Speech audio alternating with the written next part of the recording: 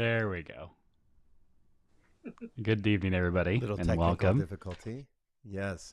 My name is Kevin Bates, and I'm a pastor in Sherwood, Oregon. Each and every week, we desire to take theological principles, biblical stories, and narratives, and all the genres of Scripture and help you immerse yourself in order to embody and apply them to your everyday life. I want to encourage you to tune into this online broadcast each and every week. And ways you can support our ministry is to first follow our Instagram page, like our Facebook page. You can listen to this online broadcast and make comments under whatever social media channel you listen to. And you can financially support our ministry through our website, resonatelife.org, under the Give tab. So you are joining us live tonight. This is Thursday night, 8:30 Pacific Standard Time for this broadcast. This is going to be replayed, or you can access this broadcast on our Facebook page or YouTube channel. And it will be replayed on Sunday morning as a part of our Sunday morning offering. Every Thursday night, we come together for this to do a deeper dive, what we call a deeper dive. And if you've been following us online, I want you to remember that we've been in a series called Atlas of the Heart. And today we are talking about the biblical view of emotions created when we search for connection. So I'm joined today with Sheree Bodner and Jake Flug, two of my leaders at Resonate. Good evening, Jake and Sheree. Good evening, Hello. Kevin. So what was that background noise we were getting there? We're just like continually working on our Those were technical difficulties. jazz standards. Yeah. I think Yeah. Rob's at the shop at Symposium, and so I think Amanda's Oh. cleaning the house right now. Uh, Is what is happening. That I know that. I that know makes that total song. sense. Yes, It's that the that Coconut that is a Woman. funny. That is funny. That is funny. Well, we do the very best that we can with what we've been given. That's what I'm learning through this series, right? All right. Well, let's get started because we have a lot to talk about tonight, and I don't have anything to bring up like interesting. The start. They like- found the Goonies ship. That was Oh, That was that's right. Yes. an What? interesting thing. Like Yeah, from so the One-Eyed set? Willie, Or- the story. Yes, from the story. So Steven Spielberg, when he made that movie, he went to Astoria and learned about the folklore of One-Eyed Willie and the pirate ship out in the coast of Astoria. Nestaka. that and- Oh, crashed. there's that- actually something and- there. Yeah, Well, there was actually it's something folklore. they found. Oh. Boards. They found boards from an ancient ship 500 years ago or whatever. I don't know. This crazy old ship that I think was going from the Philippines to Spain, or they were They got transporting lost in Oregon. goods, and they got lost in Oregon. So people for Huh. years have found porcelain on the beaches washing up, and it finally made sense that it was coming actually from this shipwreck. And the Timbers story started was coming true. up. Well, they found those in a cave, I think. This like Did they? weird cave. That's awesome. Yeah. Totally. And Supreme Court overruled, I think today, something. New York's Open Probably. carry New York. Yeah, you can't yeah, open carry that probable something. cause. Okay. Yeah, but you can now open carry, or they deemed it unconstitutional. So Yeah. we're still working on carry laws. And what else happened today? Oh, the Jake just sent this out. If anyone is interested, you should go to Oregon.gov, excuse me, and you should check out Every Student Belongs. So this goes along with our topic today. Every Student Belongs is a program in Oregon that students' health and safety are the cornerstones of education, and that all students are entitled to a high-quality educational experience free from discrimination or harassment based on perceived race, color, religion, gender identity, sexual orientation, disability, or national origin, and without fear or hatred, racism, or violence. All staff and leaders are also entitled to work in environments that are free from discrimination or harassment. Visitors should be able to participate in school activities without fear for their safety. So that was not nothing. That's not new. It's not a new concept, but definitely for a program, and actually an Every Student Belongs program, and a I don't know if they would call it a law. I guess it would be a law. a form of law that was enacted, prohibits hate symbols, specifically three, the most recognized symbols of hate in the U.S., the swastika, the Confederate flag, and the noose. Yep. So Newburgh School District or Newburgh School Board voted to overturn that last summer. So here we are. Yeah. There we are. Every student belongs. So that's an interesting idea that just, is very prominent in the news these days. All right, that's what we're talking about tonight is belonging, fitting in, connection, disconnection, insecurity, invisibility, and loneliness. Those are the topics for tonight. Places where we go when we search for connection. When we search for connection, belonging, fitting in, connection, disconnection, insecurity, invisibility, and loneliness. Those are some interesting topics, I think, that are very, very real. So Sharia is going to take invisibility and loneliness. Jake's going to take connection, disconnection, insecurity. And I'm going to take belonging and fitting in. And that's how we're going to break it up. So I'm going to start and then shut my mouth. And then the other two are just going to go and I'll fill in whatever blanks they allow me to fill in. Because I talk a lot and I just need to shut up sometimes and allow other people to speak and allow space for people to talk. So anyway, let's talk about belonging and fitting in. Belonging and fitting in is considered in psychology a irreducible need. And I learned this differently, I guess, in probably high school, where Maslow's hierarchy of needs is a psychological principle where you have basically needs that are the needs of human beings are broken up into 1, 2, 3, 4, 5 categories. And those 5 categories you can see that we're posting there right now. These are human beings' needs that need to be fulfilled in order for us to be a thriving, alive human, that we need to be an alive human as well. And so I learned it this way, a little bit different than Brene Brown is speaking about in her book, Atlas of the Heart. If anyone wants to show that book right now, you can. But do we see it? Is it there? No, we can't. It's behind. I'm behind we the can't see pyramid. it. I can't. Yeah, it's okay. There we go. Perfect. Thanks, Rob. Atlas of the Heart. Yeah, thank you, Rob. All right, so Atlas of the Heart, that's what we're going through with this, looking at a biblical perspective of emotions. So I learned this a long time ago, since I'm 50 and I'm like an old man now to some people. Some people I'm very young, other people I'm very old, depending on your perspective. I think that I am just seasoned and like fine wine, getting better with age. But Maslow's 19-something, probably 50, 40s, 50s, 60s. It's early. Early. I think it's 40s or 50s if I remember right. So Maslow's, you have categories of needs that if you don't get these fulfilled, you'll basically, there's all kinds of deaths that you can go through, emotional death or even physical death. And so the bottom part of this pyramid is a deficiency need, and then the top part of the pyramid is basically your self-awareness or your being, like your soul. So the top of the pyramid, that top triangle, really is the only top part of Maslow's hierarchy that has to do with self-actualization, being, soul, spirit, mind. Kind of the ethos of living is that top pyramid, and it's used to be called being. That's where on being comes from, like your being, like your whole sense of being.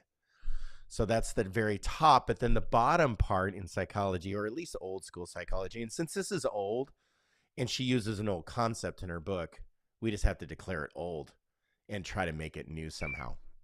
But if you don't have your physiological needs, so if you think about physiological needs, if you go long enough without that being fulfilled, you'll die. Physiological Can we need. define what those are, since it's a big word for Oh, big people? physiological is your body.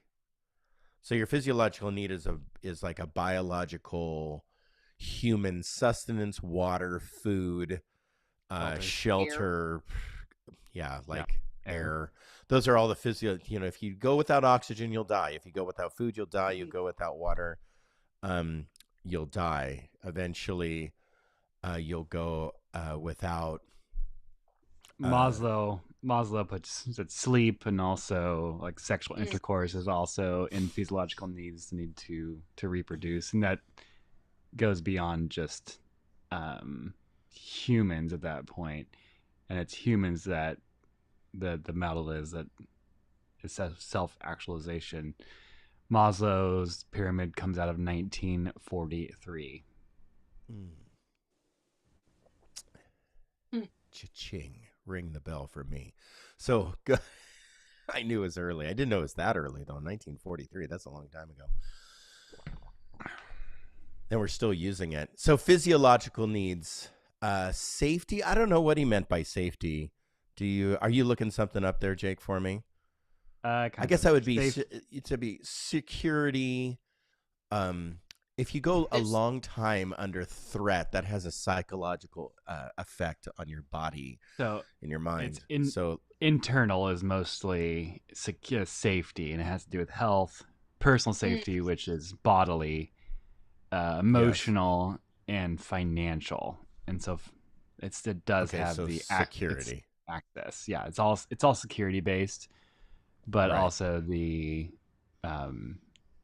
threat of injury is also in that security as well. Okay. So your safety, your security is within that. Then we have love and belonging. So love and belonging right at the center of this pyramid. I don't think that that's meant that there's nothing that necessarily is meant by having it at the center of the pyramid in its initial intention. Although you can say that right at the center of the pyramid of thought is that love and belonging are key to, and it's considered a deficiency, or what's another word? What's the opposite of deficiency? Surplus? No, enough. Abundance? So enough. You have abundance, but the opposite of scarcity is enough. Mm-hmm. So love and belonging, you need enough love and belonging to survive. Safety, you need enough safety to survive. Physiological, well, okay, here's a good example. If you eat too much food, that will also kill you eventually. Yeah. So physiological what you said needs, you there need was important. Enough. The opposite of scarcity, what we put as the opposite of scarcity is always overabundance or like exuberance, but instead it's just enough. Can I speak to the idea of the order of it and why love and belonging is in the center? Yeah, because I don't know. I'm not thinking that Maslow had some like amazing thoughts behind that, but go ahead. Okay. If I remember my college courses correctly, I believe the idea is because I'm trying to remember mine, and mine's a lot longer than yours. Bottom level is most foundational. Yes. Those are the things that we need. And if we have those needs mostly fulfilled, then we can be concerned with issues of safety and security.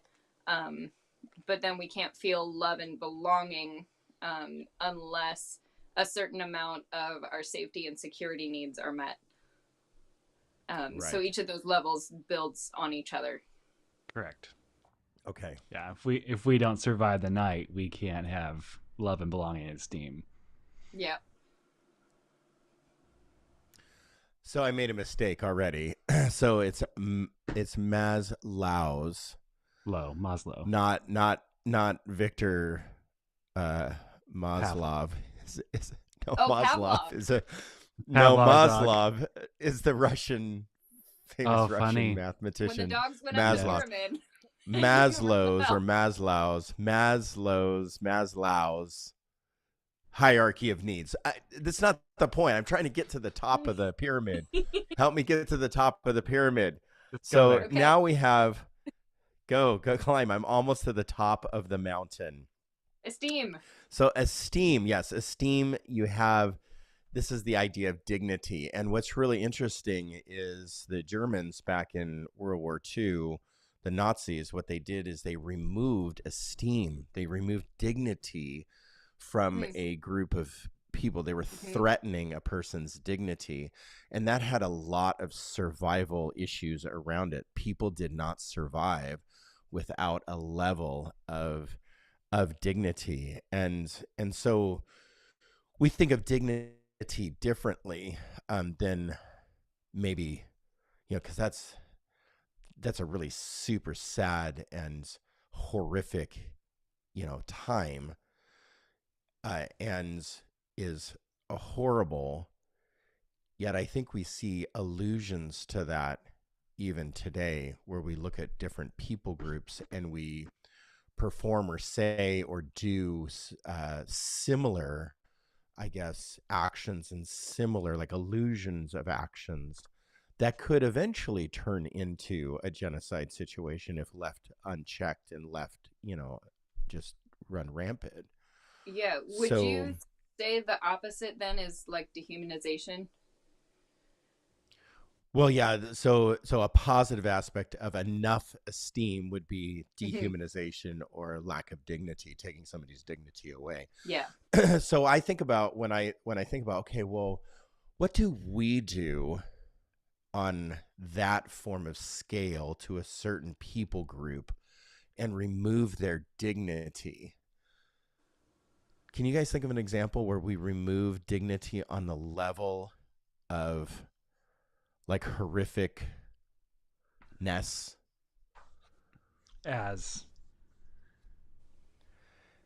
I'm not saying it's the hard same. to think of something It as has an horrific as the illusion of Holocaust. feeling the same. Well, any Yeah. genocidal Yeah. action would be the same. I mean, not to negate the Holocaust at all. More Russians died after Lenin and Stalinism and their own people than the Jews in the Holocaust. I think it's like 5-1. Apartheid or apartheid, that was a huge one. Native Americans in the United States, I think we have a responsibility of millions and millions of deaths. Yeah, and I think especially with the residential schools and the efforts to get rid of language and culture completely really shows that lack of treating people with dignity. Yeah, and there is now found a mass Native American child grave at the Chemawa Indian School in Salem. So that's only 40 miles from us. Right. And the reason why I brought that up, because I was thinking Native Americans myself, First Nation people, the reason why that's so relatable to other horrific acts worldwide is because it's a Maslow's hierarchy of need threat. See, these threats or these issues really are universal to worldwide population. It's not just isolated to, a European population or isolated to one people group like the United States. It's universal amongst all people. So when you take away and you dehumanize people, you're actually threatening a universal human experience. And so that's why these are really important. You get up to self-actualization, and self-actualization is, I would say that you can bring this into the animal world. You could, in a way.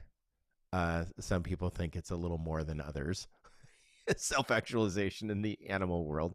Paisley is living the best life, man. Yeah, Paisley's living her the best life. life now. Right. This is the actualization of potential, or this is like the self-actualization of purpose. And really it has a lot to do. Yeah, it has a lot to do with seeking personal fulfillment. There's a lot of things that, like they say, somebody my age is at their peak of career, peak of like personhood. Somebody that enters into their 50s is like just ready to slide down the other side. Basically, it's all downhill. It's all downhill from here.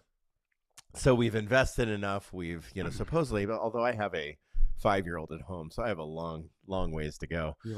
But we've supposedly raised our children, and now we're sliding back. So these are universal ideas that when they're threatened, they have a very human, raw consequence to them. So love and belonging, if that is right in the center, love and belonging, if you experience deficiency in love and belonging, then that has a very human consequence to it. It is a felt deficiency.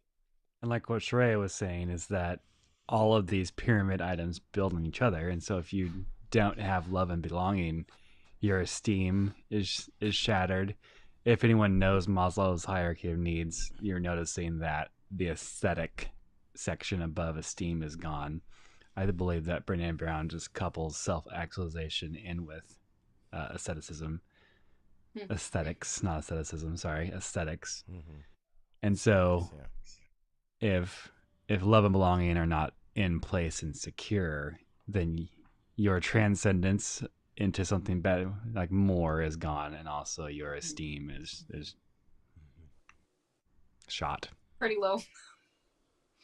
low, right? Well, I would say that is a very old triangle. I'm sure that that's been worked over and over and over. There's another old concept we're going to bring up called attachment.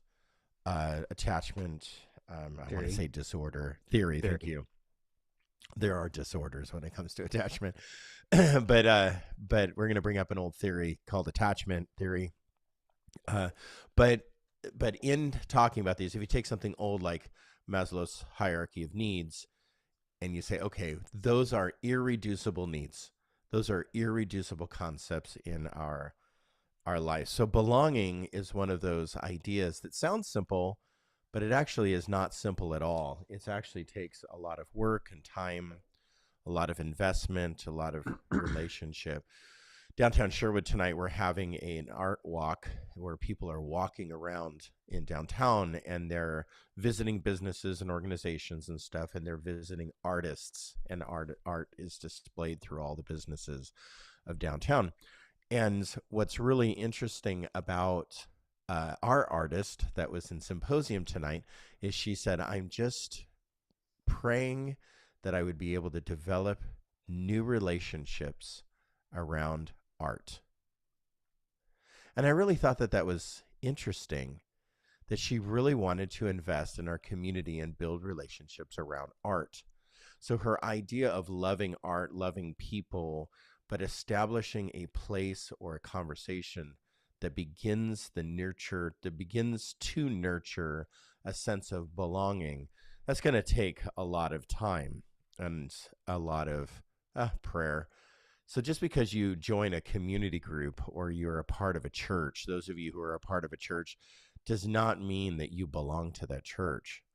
You might be attending, you might be showing up on Sunday or attending a Wednesday night group or whatever group you're a part of. It doesn't mean that you actually belong. So belonging is that desire to be a part of something that's bigger than us. So you can become a part of a group, but if the group doesn't have purpose and meaning, and it just becomes a group. And so there's a lot of clubs out there that you can join, that you can attend, but that doesn't mean that you actually belong there. And I would say, and I would go as far to say, if the group doesn't have a greater purpose than showing up and having a few cocktails and chit chat. I think, I think that's not really, that's not a belonging place. That might be just a showing up place, But do I get a hat? I don't know. If you get a hat, then you Is like there a actually tassel belong. on the hat? Nah. Is there a tassel? Do we have special signs and symbols and handshakes before Do we I get get in to there? drive a bathtub? Yeah, the old Cheers song. What's his name? Oh, yeah. That, what's Norm? his name that played in Cheers? No, well, but the guy that the Not lead. Ted Danza. Ted. No, not Ted Danza. Ted. Anyway, whatever that guy's name is, look it up, Rob, and put it in the chat for us. Where everybody knows your name, right? It's like Symposium. So where everybody knows your name, identity. Ted Danson. That's close. Ted Danson. Thank you. Oh, Yeah, thank you. Not Danza. Ted Danson. Danson. Yeah. So where everybody knows your name, identity with your name, if we can start there, that is a first step of belonging, is identifying that you are a person. So belonging is actually showing up somewhere that you want to be, but being a part of somewhere you want to be, Mm-hmm. and they want you too. Mm-hmm. They want you with all your hurts, habits, hangups, and crap. They actually want you there. Fitting in is different. Fitting in is going someplace that you want to be, but they don't care who you are. They just want you to be like them. So the church is notorious for being this way, and which is awful to say. And I'm a pastor, and I'm going to be, not the first to say it, but I'll at least be the first on this broadcast to say it, is the church is notorious for making people into who they are versus allowing them to be who they are and to love Jesus. So time and time again, you see in Scripture, all through Scripture, that Jesus is, all through the Gospels, that Jesus is addressing people that are different.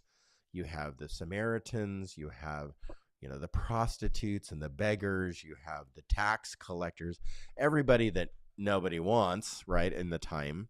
And they're rejecting all these people. And Jesus approaches these people and basically invites them to the table and breaks bread, eats, and fellowships with these people. He dines with notorious sinners. So that is Jesus's model, where belonging around the table, and if you use the table as a metaphor, breaking of bread and sitting around the table and eating, your turkey or mashed potatoes or whatever you're doing, sitting around a table, that's the metaphor of belonging. Do you have a spot? Do you have a place at the table? Do you want to be there? And do they want you there? So Jesus was threatening to the Pharisee because they didn't care who the people were. They just wanted the people to be like them. And that is fitting in.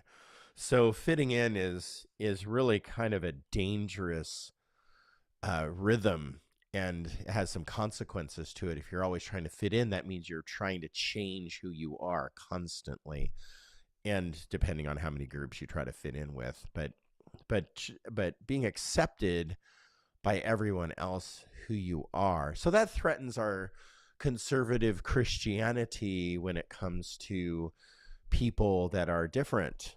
So what do we do with somebody that's gay? What do we do with somebody that's trans? What do we do with somebody that lives together? What do we do with somebody that's pregnant outside of wedlock? What do we do with all of these, sexual, sex? It just seems like everything revolves around sex a lot of times, but what do we do with all of these ideas around sex? And people come into the church and we say, okay, you have to clean all that up before you get in the water. And Jesus doesn't ever say that. He says, get in the water. That's what Jesus says. Just get in the water. Or he actually just says, follow me. So he doesn't say not to change your life. He actually says, go and sin no more. But what does that mean? And I think that that's more of a metaphor of, don't just go out and purposely not love your neighbor, it means then how do we then accept people, invite people to the table, and not feel so threatened? So I'll just take this. Who is our enemy? So are we going to invite the enemy to the table? Because all of those people that I just listed, I would never in a million years think that they are my enemy. Not in a million years. They're not my enemy. So I could invite and have dinner and break bread and just have special handshakes and wear hats with tassels with them and, have a good time and call ourselves a club. And we would belong together. We would have a purpose, and we would have, just a band of brothers and sisters, and we would be good.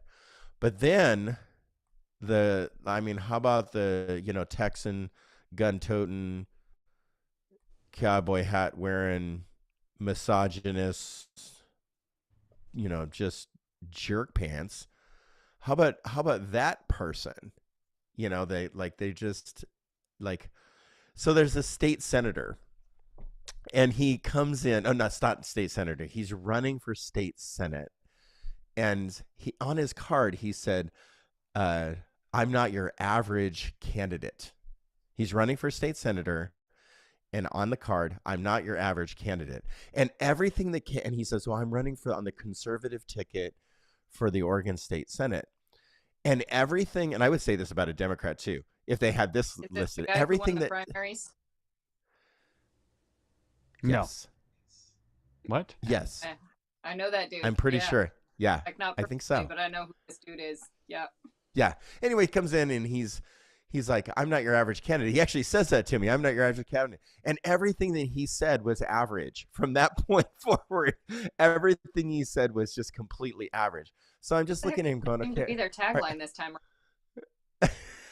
I'm like, "Where's your Uggs?" Something new? Why don't you say something new to me? Say something new. Give me something to think about. Don't just give me the same old pitch line that I've been hearing for the last, handful of years. Give me something fresh to think about to fix the problems and the challenges that I face. Stop talking about wearing masks and not wearing masks and how I'm so grateful we don't have to wear masks anymore. How about let's address minimum wage and rent caps, and how about let's address real things instead of like talking about mandates that are not even mandates anymore. So what was really frustrating to me is here he's not this average candidate, and everything he said was just like the same old like regurgitated platform that he's running on. So why did I bring that up? I have no idea why I brought that up. But he's your enemy. Does he have a seat at the table? Does he have? Yes. Thank you. I swear I'm going to change things. Really, I know. I've been hearing that since high school senior class president ran for president, promising us soda pop machines in the hallway. And it was not legal in the state of California at the time to have soda pop machines in the hallways of school. But they sure tried. They sure tried. Those senior class presidents try to get us, hallway soda pop machines. It makes absolutely no sense what people run on platforms they run on for politics. So if I disagree with somebody's politics, are they invited at the table? Because someone said that's really hard for me. Invited to theirs. Yeah, I know. Are you invited to their table? It doesn't matter. That's not what we're talking about, because you're not invited to their table. I can guarantee you that. But you weren't. Is the enemy uninvited? Yeah. So what you think an enemy is, are they invited to the table? So Jesus and his love your neighbor is a universal concept. So that's for everyone, including your enemy. So that's a challenge, right? That's a challenge that we have. And I believe somehow, in a kingdom third way, we can find a place for everybody at the table. Maybe we all just need to shut our mouths and wear funny hats with tassels and not talk about anything. If we just keep eating, we don't have to talk. Yeah, then we exactly. can all be at the table. So this happened with Paul in 1 Corinthians 1, and I'm going to read this verse. My brothers and sisters, Chloe's people gave me some information about you, that you're fighting with each other. What I mean is this, that each one of you says this: I belong to Paul, I belong to Apollos, I belong to Kepha, I belong to Christ. So they were belonging to different preachers. So this preacher was saying something different than this preacher that was saying something different than another preacher. And basically, he's like, why are you fighting? Why are you following these people? So I would say this about any person that is so wrapped up into governmental politics and following a person. That person has become a gospel savior to them in a lot of cases, which is really dangerous and sad, because we have Jesus as our savior. We don't need another savior. So people who talk, let's just put it this way. If you talk more about a politician than you do Jesus, I mean, honestly, like, why are you talking so much about politicians? And that has been the sentiment and the rhythm of Christians in the last couple of years. They're talking about politics so much. And it's like, what is the right way? Well, let's get back to the Bible. Let's look at scripture. Let's look at what Jesus would say. And Jesus would care about the prostitute. Jesus would care about the houseless. Jesus would care about certain people. He would be anti-violence. And we can talk about that over turkey dinner one day. But Jesus would talk about those things around that table.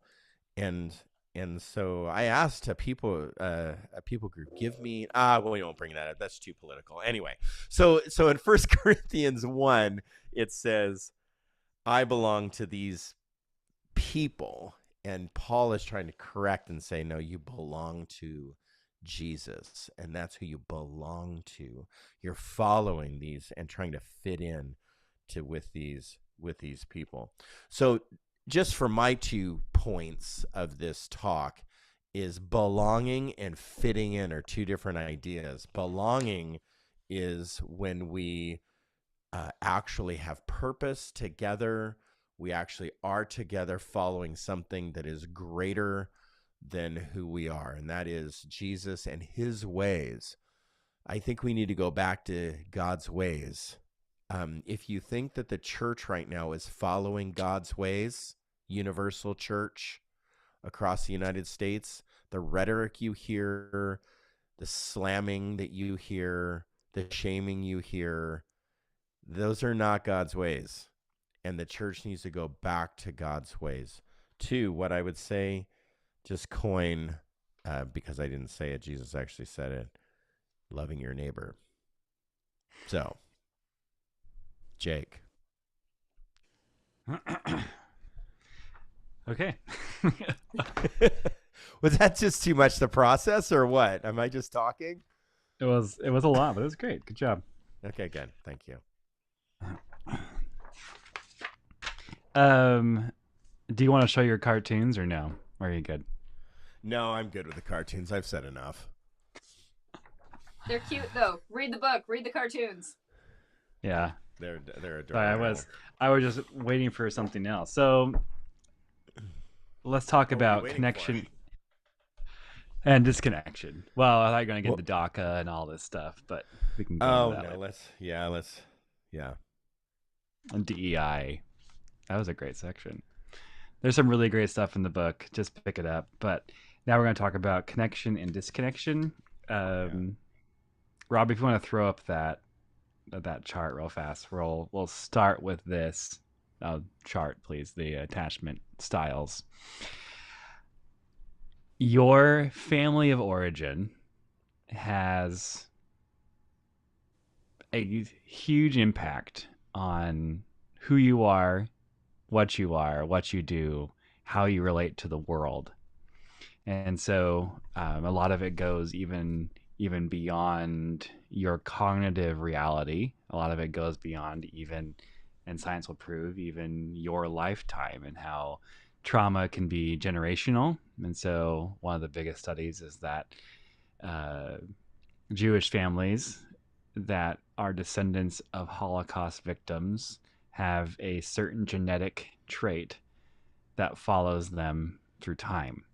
And so they can tell or not if your grandparents went through the Holocaust based upon this certain DNA strand in your body. And so trauma generational, anxiety is generational, lots of mental illnesses are generational, genetic, I should say. And a lot of the times what your parents struggled with, you will also struggle with, because that's your genetic disposition towards those things. And so when we talk about connection and disconnection, just think about how you have. There? Go ahead. I was just going to add that sometimes what you struggle with, that your parents struggled with, doesn't dilute. It No. sometimes becomes stronger. It can, yeah. Mhm. Depending on if you're getting help for it, depending on. Sometimes. Yeah, sometimes, and I think a lot of that has to do with environment. Mm-hmm. The diluteness of, like, say your family has a disposition towards ADHD and your grandfather's nickname was Buzz and he was everywhere all the time. Your disposition towards anxiety and ADHD will probably be much greater than not. And so you can see throughout your family dynamic that things follow you, whether you like it or Did you not. just name You're your gonna family look. dynamic? No, I didn't. I did not yet. We'll get to that in the avoidant personality disorder. Um, It's not a disorder. You're It okay. is. Yeah, you're yet. anyways, so Rob, if you want to make that chart bigger now, we can get into this. So there are 4 different types of attachment. There's secure, anxious, dismissive, and fearful. Those are some words for them. I know them as something different. Kevin pulled this chart up. Secure, I couldn't find anxious, the older chart. ambivalent, and I forget the last Disorganized? one. Let's go. Disorganized. thank you. Disorganized. Fearful And avoidance. So anxious. Yeah. Go ahead. Anxious. So you have secure Yeah. and anxious, preoccupied, and then you have avoidant and disorganized. But I did learn ambivalent, and so I'm not sure if the new term or the old term is disorganized, ambivalent, or No, fearful that's avoidant. anxious, ambivalent. Okay, anxious, ambivalent. Okay, all right, Correct. got it. Thank you. Anxious, ambivalent, and then you have. This is kind of a new chart. I'm not sure about this. Yeah, chart. totally. And then you have avoidant, and then you have disorganized. And so secure attachments is as you are growing up, especially in the early years of attachment, that your parents are present, they are fulfilling your needs, they're emotionally mature, and they are helping you develop and not helicoptering or lawnmower parenting your life so that you don't come to adversity. And so they're setting you up So for Fred, the most. Fred, my dad is watching right now. Should I analyze Yes. my life about? Yes, Well, you could. and I want to Yeah. say it's important to say with secure attachment that your parents hit that mark most of the time, because Yeah. Right. nobody is perfect and gets there all of the time. But let's just What's say that most people. Maslow's hierarchy of needs is fulfilled enough. Yeah, I'm not Enough. sure how many parents can even perform this way. I mean, Most of the time. Yeah. most of the time you're not going to be in the secure model, because we are humans and we function out of avoidant, anxious, and fearful patterns based upon our limbic system. And so it takes a very cognitive choice to instill secure parenting models in your children. Anxious or an ambivalent model is your bringing on your yeah, I can do it for you if you want me to. Anxious ambivalent is you're not present. You are present sometimes. Sometimes you'll help with hard things. Sometimes you'll be there.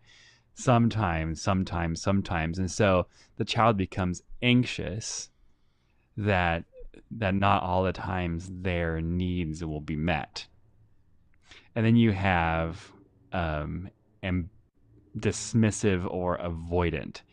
And that means that problems are not going to be present. This is the I'm right, you're wrong, your emotions don't matter. You are a child, I am the adult, I am the authority, you are the subordinate. And it's always this talking down to. And I think that in our American system, to be seen, not heard. Children to be seen, not heard.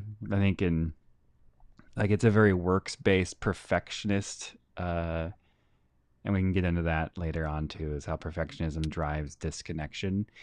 But the idea of avoidance is you're avoiding emotion at all cost, because either you're afraid that your child's emotional needs will take more space than what you need for your own emotional needs, or you don't have the emotional language to deal with your child.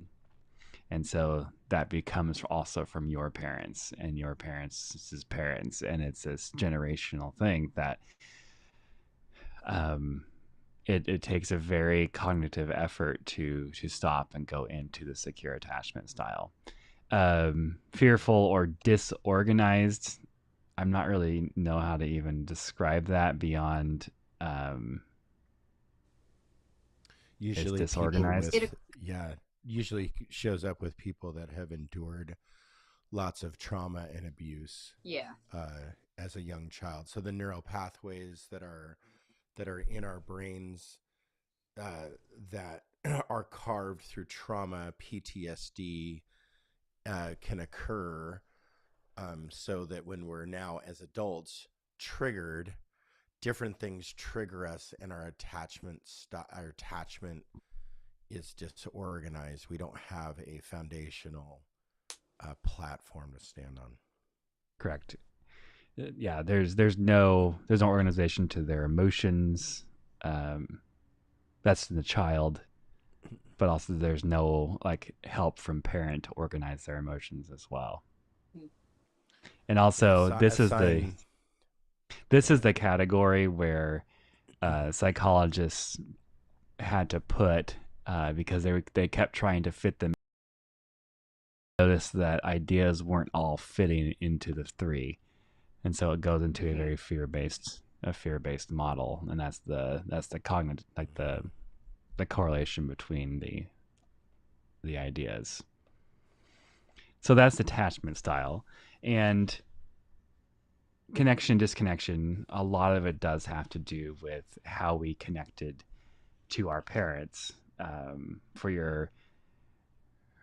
your emotional needs. And so do you have the security, as we'll talk about later, to step out into vulnerability, to seek connection.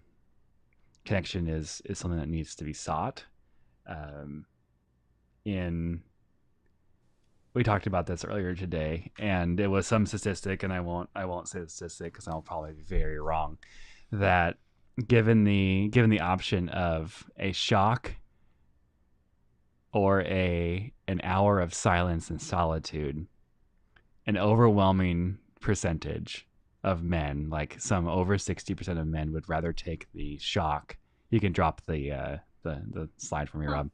An overwhelming percent of men will take the shock, which is not a lethal shock, just a jolt, over an hour of silence and solitude.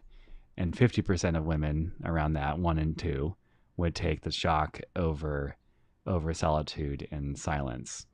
And it just shows that, number one, that we have a fear of disconnection, that we need connection, but also that our emotions aren't ready to handle the struggle that is connection, disconnection. And when we see Maslow's hierarchy, love and belonging in that type of connection is right in the center before esteem, because your esteem is built on who you're connected with and who you're disconnected from in a good esteem. And in the neural pathways that are connection and disconnection, the same neural pathways as physical pain. And so our connection and disconnection receptors are the same as our pain, physical pain. And so when you are disconnected or feel no connection, like your mind is saying that you are in physical pain. That we talked off as well about heartbreak, that the heartbreak is a disconnection is a real thing. Anything else you want to say about this? That's why we experience it. Yeah, that's why we experience it. Yeah. Yeah, Just like that we have tracks. that. Yeah, that heartache. The reason why we experience heartache is because of the neural pathway that's connected to disconnection. Mm-hmm. Follows disconnection to pain. Yeah. We think about ending relationships or ending, like, even around us, we can feel that or empathize with that fear of heartbreak. Mm-hmm. Yeah. Definitely. I think a lot of us, and Rob just wrote, of the 87 emotions I feel the most, I think disconnection is among the top 5 for me. Connection and disconnection, the two of those have so much to do with belonging. Belonging is built upon it as well. But how you see yourself is who and what you're connected to and disassociated with, because those become mirrors in your life that you have. And Kevin says that you're the 5 people, the average that you hang out with. You're the average of the 5 people you hang out with the most. Yeah. Yeah. So what I find really interesting about disconnection is, in our modern world, one of the signs of disconnection is perfectionism. Mm-hmm. And it's seen as, maybe celebrated, but one of the dangers of perfectionism is social disconnection. Yeah. So you were trying to be perfect. In perfectionism. Yeah, right. You're trying to be perfect so that people will accept you. Relationship. Yeah. Right. You're trying to be perfect. You're trying to be perfect to get yourself out of the relationship or the potential of relationship that sits before you.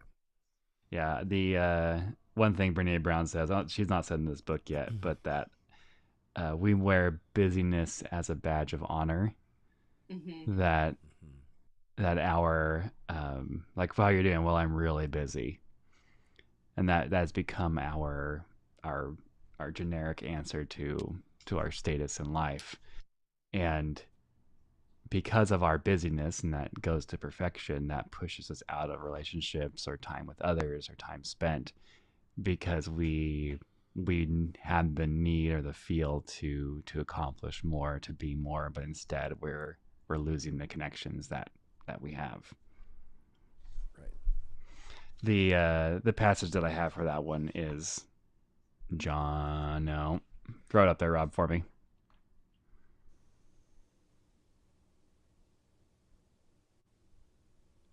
When Jesus talks about the vine and the branches, that he's the vine, you're the branches. I'm the vine, you're the branches. If you remain in me and I am you, you will bear much fruit. Without me, you can't do anything. If you don't remain in me, you'll be like a branch that is thrown out. It's really small and dries up. Thank you. That's great. Those branches are gathered up, thrown to fire, and burned. If you remain in me and my words remain in you, ask for whatever you want and it will be done for you. My Father is glorified when you produce much fruit, and in this way prove that you are my disciples. So remain and be connected and focus on not disconnecting. And then we get into insecurity.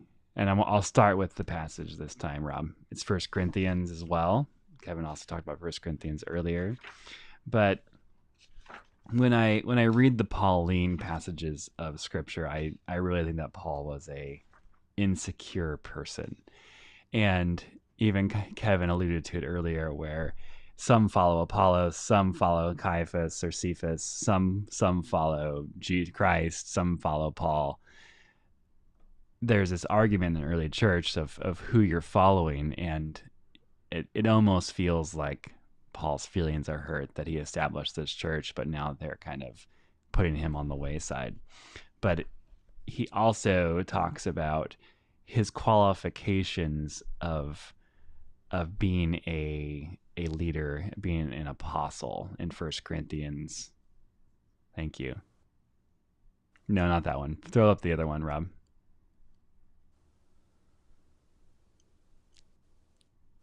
That's the one Kevin was talking about.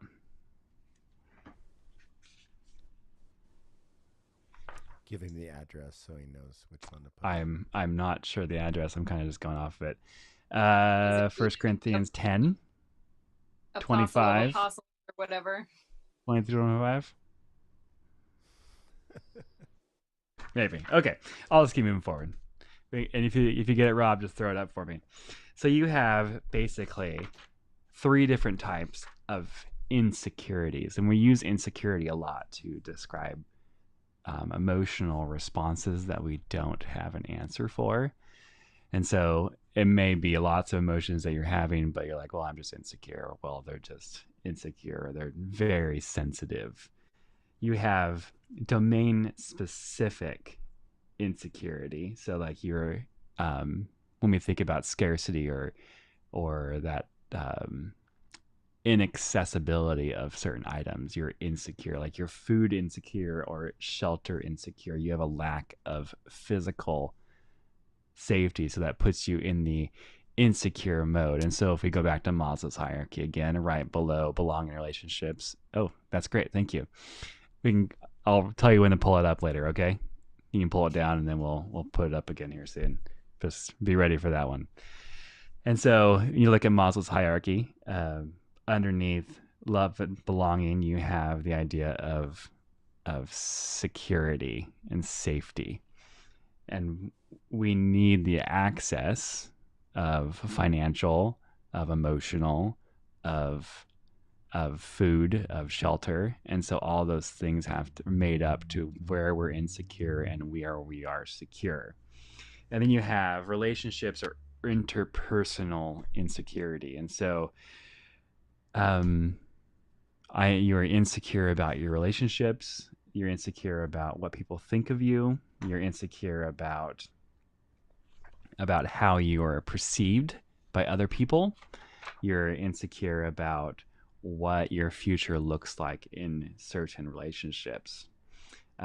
It's the uncertainty that drives insecurity, especially in relationships, that we don't know the future.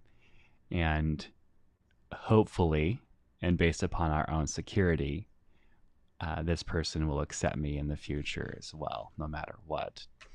Then you have the general or the personal insecurity.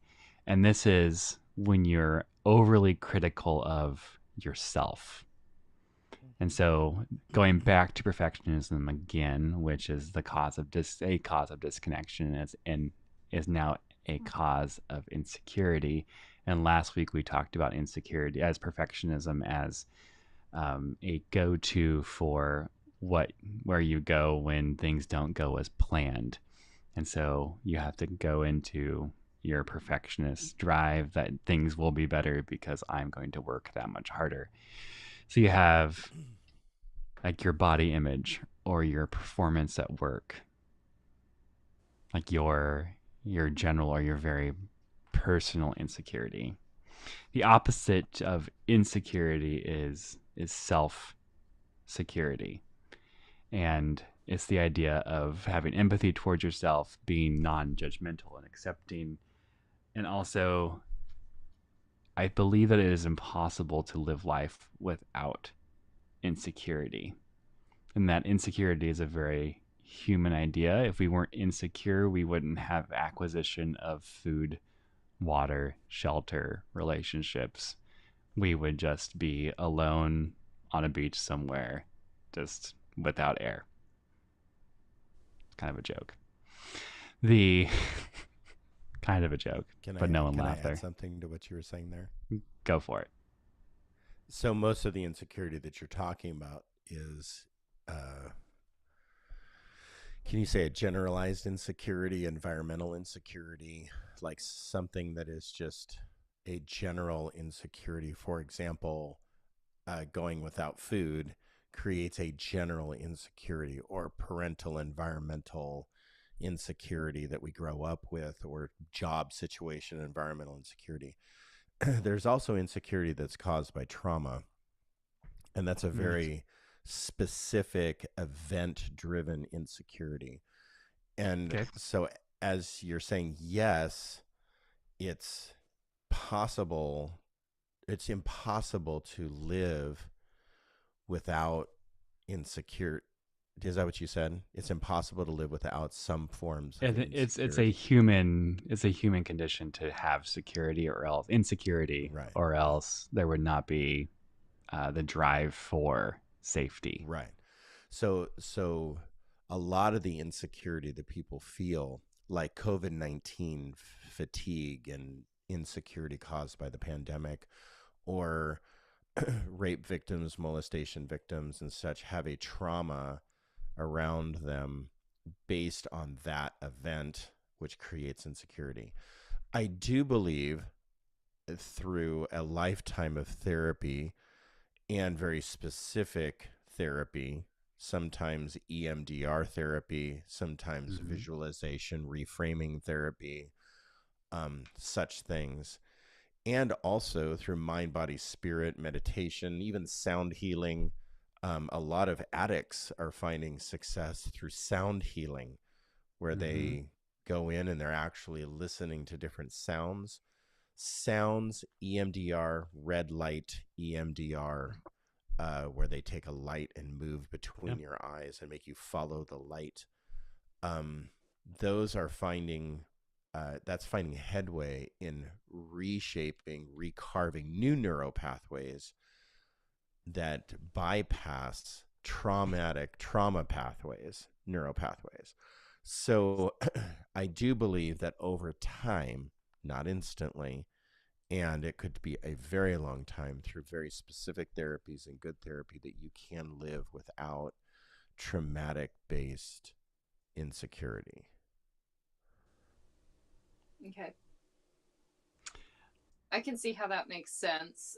I do want to kind of piggyback on what Jake was saying, though. So we were talking about attachment style and how there's secure attachment, and then there's 3 forms of insecure attachment. And even if you have an insecure attachment style, you can still learn secure attachment. And that doesn't mean that we don't experience insecurity. Like, we still have those feelings of anxiety, but we learn new patterns of communicating our needs, of finding connection with others, so we can still behave in a secure way despite feeling the insecurity. Right.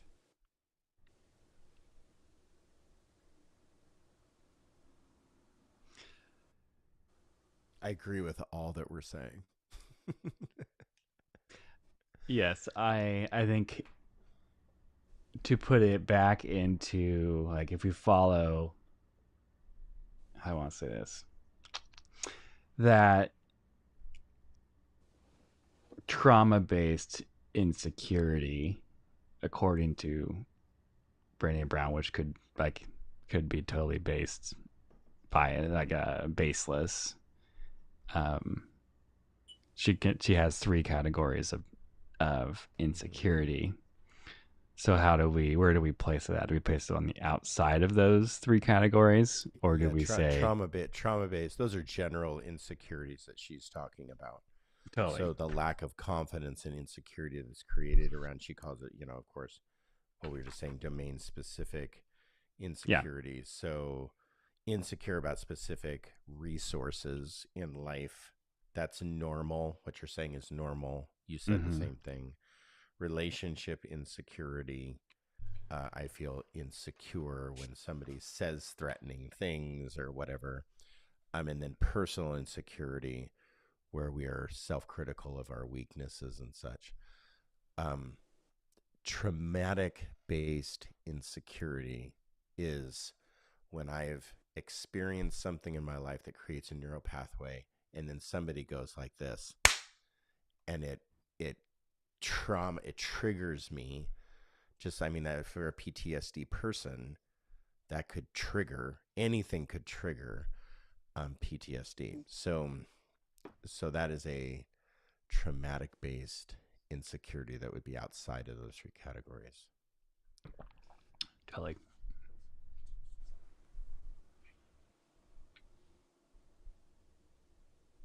I think that's it for insecurity. Well, heading forward. Go for it. Yeah, let's do it. All right. So I'm talking about invisibility and loneliness. Invisibility emerged in Brown's research as a function of disconnection and dehumanization, where an individual or group's humanity and relevance are unacknowledged, ignored, or diminished in value and importance. Invisibility tends to feel like being overlooked, and we can experience that as an individual or as a group. We can also experience it being a representative of a group, and so being seen as the group rather than being seen as an individual. So something I think about when it comes to doing anti-racism work is that we often look at white supremacy's treatment of Black people and overlook the experience of other racial minorities. And so that is a form of invisibility. And that's really all I have on invisibility. Like, I think we have all felt overlooked. It's disconnection and it's painful. Yeah. Well, I think Did you want to add something? I was just going to say, do you think that any marginalized group of any kind has the propensity of experiencing invisibility more than, a dominant race of people? So, for example, Native Americans are very invisible to some.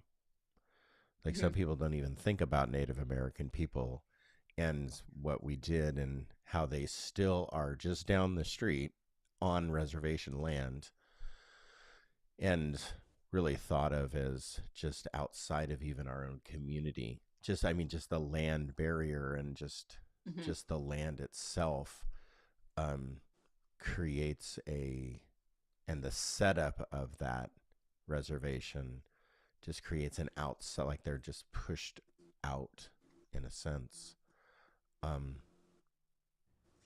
So when you go to Canada, it's much different. They have reservation land, but just the feeling and the experience and the investment that the Canadians have in First Nation people, it just seems different. So when you go to the Yukon, you'll see just very visible Native First Nation people. And then you cross into Alaska and you'll see very, very clear how we treat Native Americans as invisible.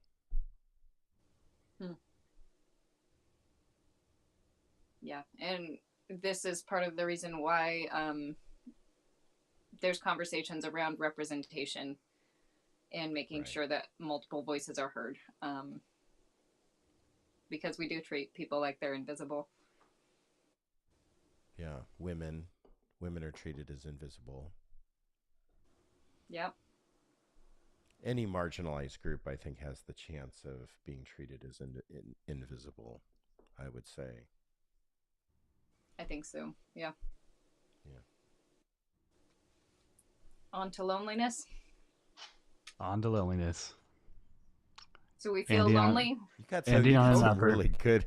Yeah, ending on some uppers here, Sharaya. I know. So we feel lonely when we feel disconnected or when we lack belonging.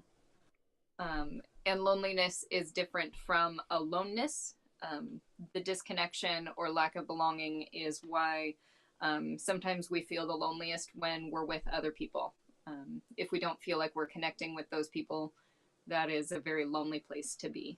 And I think something Brene Brown talks about in another book called Brave in the Wilderness is that in order to belong in our communities, we have to belong to ourselves first. And I think that's how we move from loneliness into aloneness. If we can belong to ourselves, if we're a safe place for ourselves, then we're able to feel safe when we're alone, and not necessarily lonely. The verse that I was thinking about is the obvious one. It's Luke 5:16. And it just talks about Jesus going to the lonely places to pray. Mm-hmm. I think There it is. Yep. But Jesus would withdraw to deserted places for prayer. I think our individualistic culture obscures the fact that we are designed to be interdependent, and to care for each other for survival. We need to belong in the same way we need to breathe. And because we don't recognize that, and our culture doesn't allow us to recognize that, we tend to feel shame around our loneliness. And then it goes unaddressed, and we don't want to talk about it, and then we feel more and more lonely. And so it blocks our ability to connect.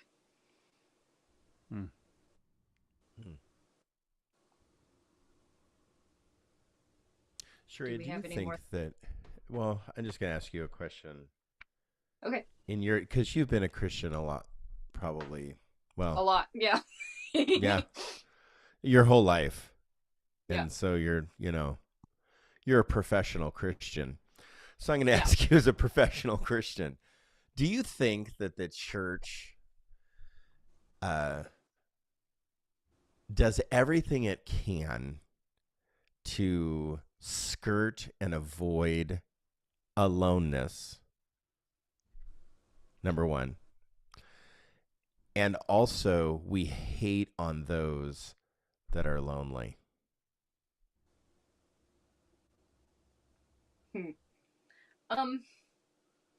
So skirt and avoid aloneness, maybe, but also we tell people to have their quiet time with Jesus in the morning. I don't know, what's coming up for me is what you talked about in the beginning, the difference between belonging and fitting in. I think fitting in is a very lonely place to be. And I do think the church fosters a culture of fitting in rather than belonging much of the time. Yeah.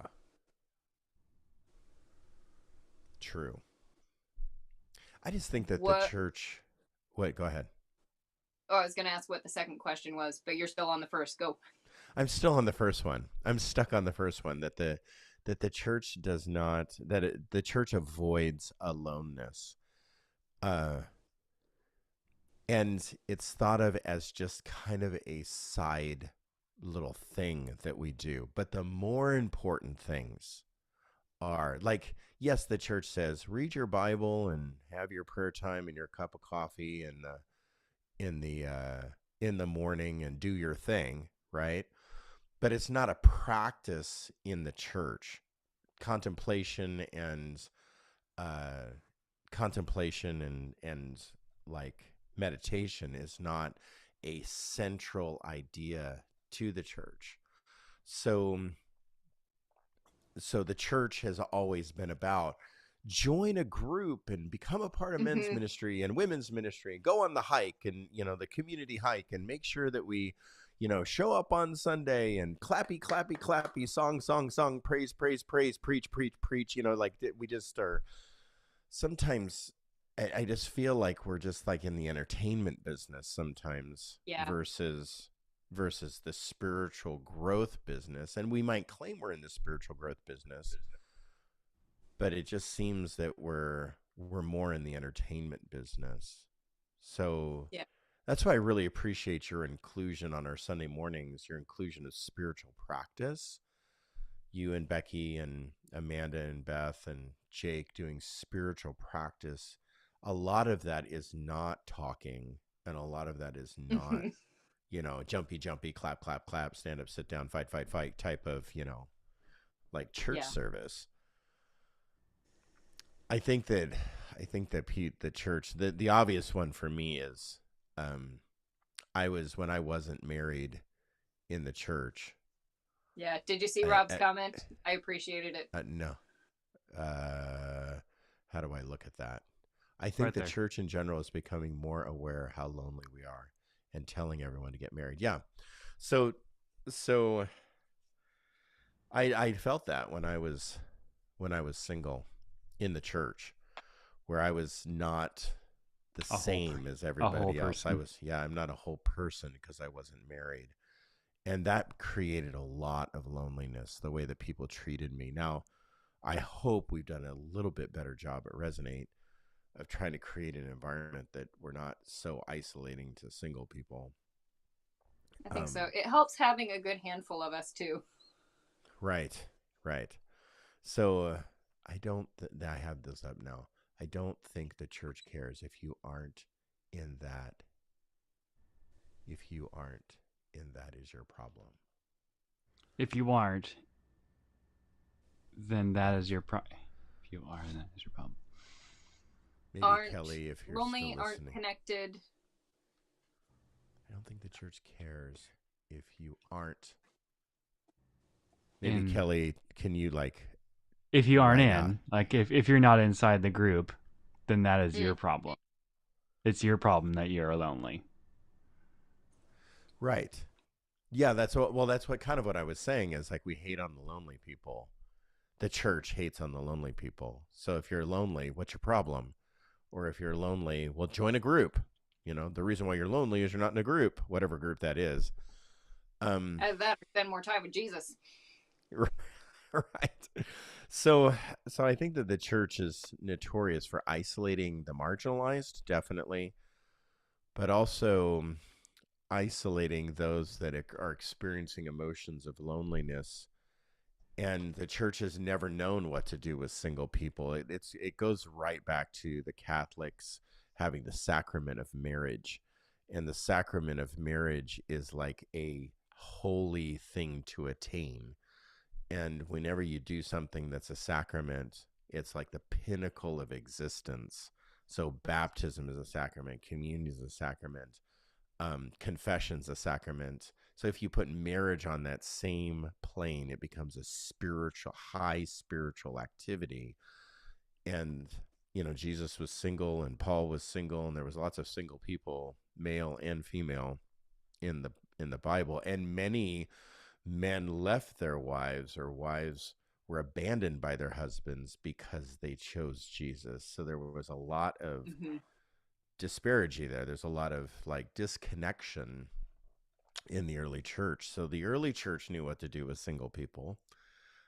So it wasn't until maybe later years that we started experiencing this pinnacle of, and then you're still not good enough. If you're married, you're still not good enough if you don't have children, because now we need children because our quiver is not full. And so then you're thought of as second rate because your quiver is not full. Yeah. So there's lots of challenges, I think, that we have when it comes to loneliness, invisibility, and disconnection. Jake, do you have any to add more? Do you have any? I think you hit it now. It's great. I have something.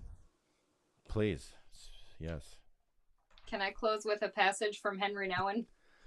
Yes, please. Good old Henry. Speak to me. Okay. The section is called Converting Loneliness into Solitude. As Christians, we are called to convert our loneliness into solitude.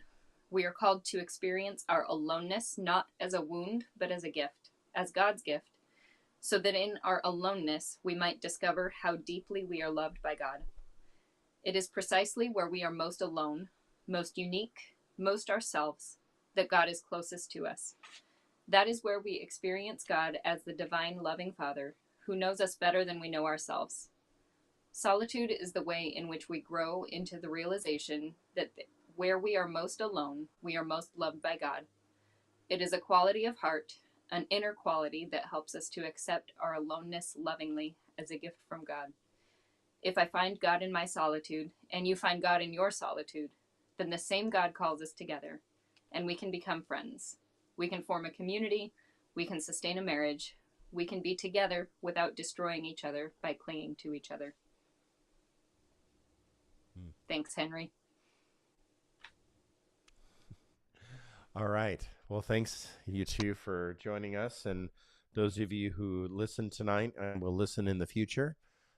Thanks for joining us. And with that, we'll sign off.